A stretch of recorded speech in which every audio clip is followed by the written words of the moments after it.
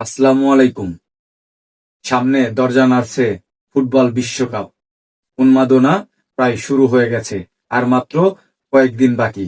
আপনি যদি ফুটবলকে ভালোবাসেন, একজন ফুটবল লাভার হন, তাহলে আপনাকে যদি প্রশ্ন করা হয় এবার বিশ্বকাপ জিততে পারে এমন ৪-৫টি দেশের নাম বলতে, হয়তো আপনি ফ্রান্সকে সামনের দিকে রাখবেন এবং ফ্রান্সের নাম আপনার উচ্চারণ করতেই হবে। সেই ফ্রান্স এবারের বিশ্বকাপের হট ফেভারিট। সবার আগে বিশ্বকাপ দল ঘোষণা করল। নেতৃত্বে থাকবেন কিলিয়ান এমবাপে। আমরা যদি ফ্রান্সের ফরওয়ার্ড লাইন দেখি, প্রথমেই কিলিয়ান এমবাপে, ম্যাক্সিনাস, বারকোলা, রায়ান চোরকি, দিশরে দুয়ে, জুয়ান ফিলিপে, মাইকেল অলিসে এবং থোরাম। এই হচ্ছে দেশমের দলের ফরওয়ার্ড লাইন। মোটামুটি যারা ফর্মে আছে এবং কয়েক বছর ধরে এই ফ্রান্স দলকে সার্ভিস দিচ্ছে তারাই, এবং যারা ফর্মের তুঙ্গে আছেন তাদেরই দেশম দলে নিয়েছেন। আসলে এই জায়গায় আহ, শক্তির জায়গাটাই আমি বেশি দেখি, কিন্তু দুর্বলতা নেই বললেই চলে ফরওয়ার্ড লাইনে।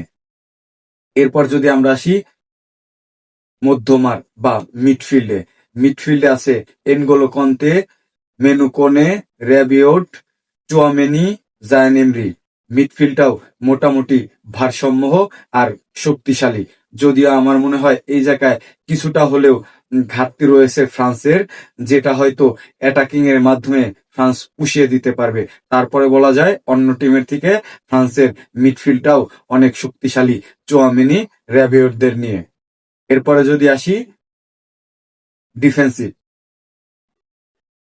রক্ষণ, রক্ষণে আছে লুকাস ডিনজে, Malo Gusto, Lucas Hernandez, Theo Hernandez, Ibrahima Konate, জুম কুন্ডে, লেক্সরিস, উইলিয়াম সালিবা এবং ব্রায়ানে খেলা উপকামো।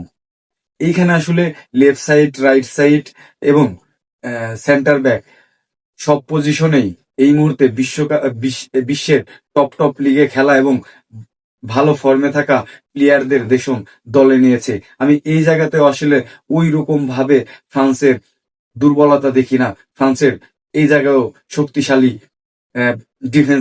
ডিফেন্স লাইন আপ রয়েছে।